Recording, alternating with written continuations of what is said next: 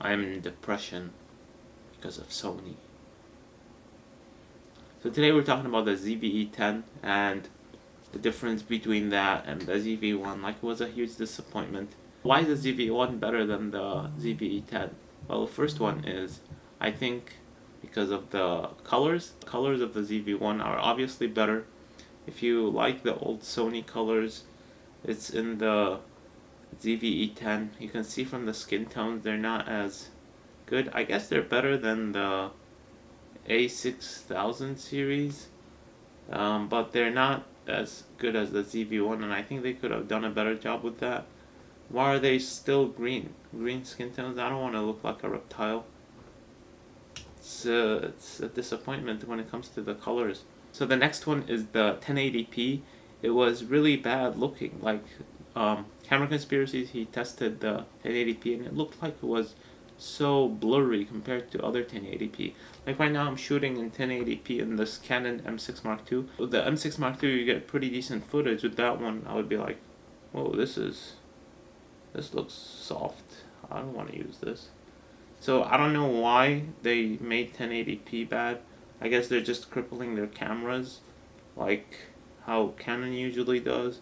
I didn't know that Sony was going to go this route, but it turns out they are for their lower end, not their higher end. The next messed up thing is the stabilization. It has a crop of 45%. Now he did another test with that, and the stabilization, how can it be 45% crop?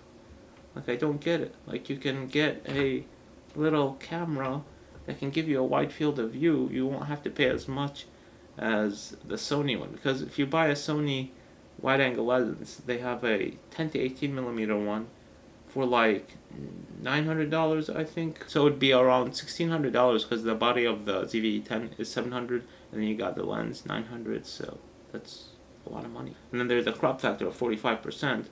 So that's over 20 millimeters. That's a lot. You can get that through with any camera. So that would be the main advantage of the ZVE10 over the ZV1. But if it has a crop factor that high, then so the ZV1 you can attach the Ulanzi, it's like $50 lens, and you'll get 18 millimeters, and maybe if you do put on active stabilization, it'll crop in a bit more. And the last one is, I think the sound is not as good as the ZV1. I don't know. I don't know how to say it. iJustine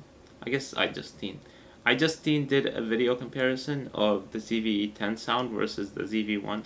I don't know, I found it to be a lot better with the ZV1, the sound of it, versus the ZVE10. I don't know if it's the same directional microphone that they have on there. It is a little windy, so you can see, look at this, the hair is moving. We have now switched the audio over to the ZVE10, and it's going to be cool to kind of see what these both sound like. Like, a lot of people are going to use the Rode Micro to get better sound, but it's very convenient when you have a microphone that's really good, high quality there, because you won't have to like play with the wires and buy another microphone, which add extra costs.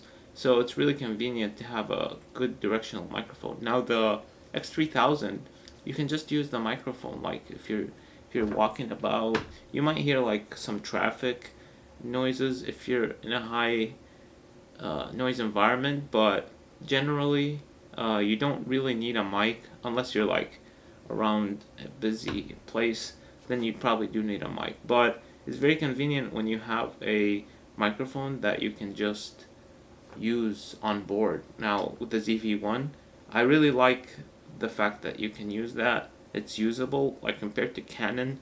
It's a bit less high quality with their microphones than it is with the ZV1. So tell me what you guys think. These are my observations. Tell me what you guys think about the ZV1.